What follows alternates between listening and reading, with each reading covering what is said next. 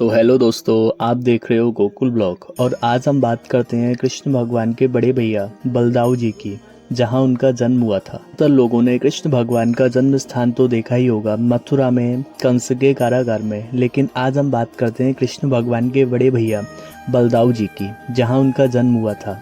देखते हैं बलराम जी का जन्म स्थान और दर्शन करते हैं उनकी अद्भुत प्रतिमाओं के। तो हेलो गाइस, सभी को राधे राधे। तो आज हम चलेंगे बलराम जी के जन्म स्थान के लिए। ऑलमोस्ट लोगों ने कृष्ण भगवान का जन्म स्थान तो देखा ही होगा मथुरा में, लेकिन बहुत ही कम लोगों ने बलराम जी का जन्म स्थान देखा होगा, जो कि गोकुल में है। तो आज हम दिखाते हैं आपको बलराम जी का जन्म स्थान।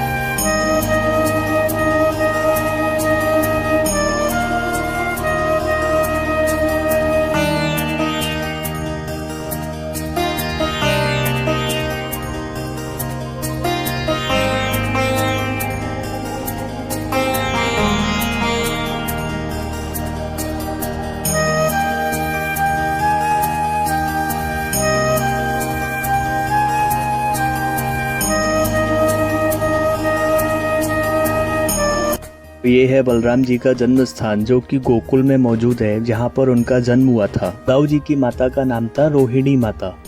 अभी बहुत से लोगों को तो यही पता नहीं होगा कि रोहिणी माता कौन थी। कंस जो था, उनकी बड़ी बहन थी रोहिणी माता, जो वासुदेव जी की पहली पत्नी थी रोहिणी माता, और दूसरी पत्नी थी देवकी माता, और दोनों ही कंस की बहन थी। मैया के साथ में पुत्र थे बलदाऊ जी।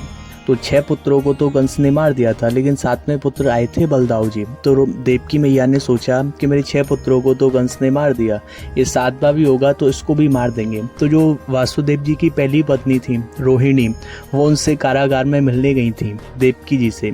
तो बलदाऊ जी देवकी मैया के गर्भ से रोहिणी माता के गर्भ में आ गए थे, जो कि 6 महीने तक तो रहे थे देवकी मैया के गर्भ में, और 6 महीने तक रहे थे रोहिणी माता के गर्भ में।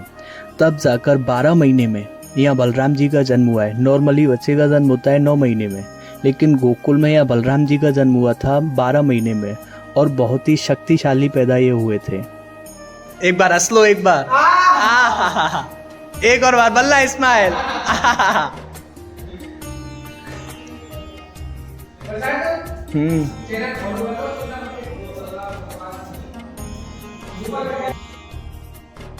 आज भी यहाँ बलराम जी 3 नाम से जाने जाते हैं: हंडा वाले, झंडा वाले, मान्यता वाले, दाऊ जी। आज भी यहाँ दूर दूर से अनेकों श्रद्धालु लोग आते हैं, जिनकी यहाँ कोई कामना होती है, कोई इच्छा होती है, कोई मनोकामना होती है, तो यहाँ बलराम जी से मांग कर जाते हैं। मनोकामना के लिए यहाँ भक्त लोग झंडा लगा कर जाते हैं, तो 11 महीने के अंदर में उनकी यहाँ सभी मनोकामना पूरी होती हैं।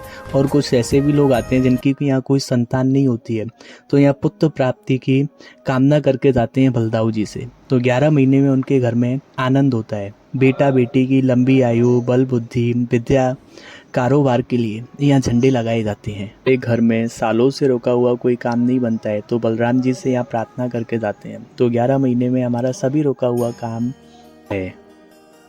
तो आइए अब हम चलते हैं अंदर दर्शन के लिए। तो ये है बलराम जी की अद्भुत प्रतिमा के दर्शन। यहाँ जोड़े का दर्शन है बलराम जी और उनकी धर्मपत्नी रेवती जी।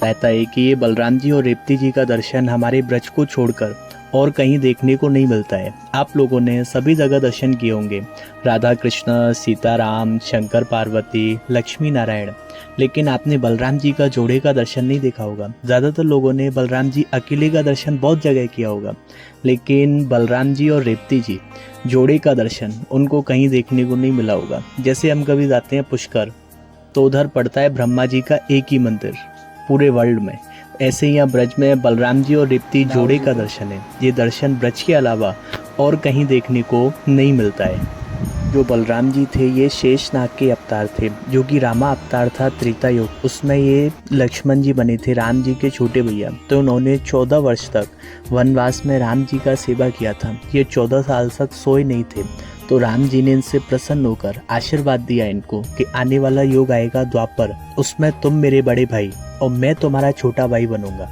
अभी तुमने मेरा सेवा किया है तो आने वाले युग में मैं तुम्हारा सेवा करूंगा। तो रामा अवतार में कौन थे? लक्ष्मण। और कृष्णा अवतार में कौन थे? बलराम। बोलो दाऊ जी महाराज की जय।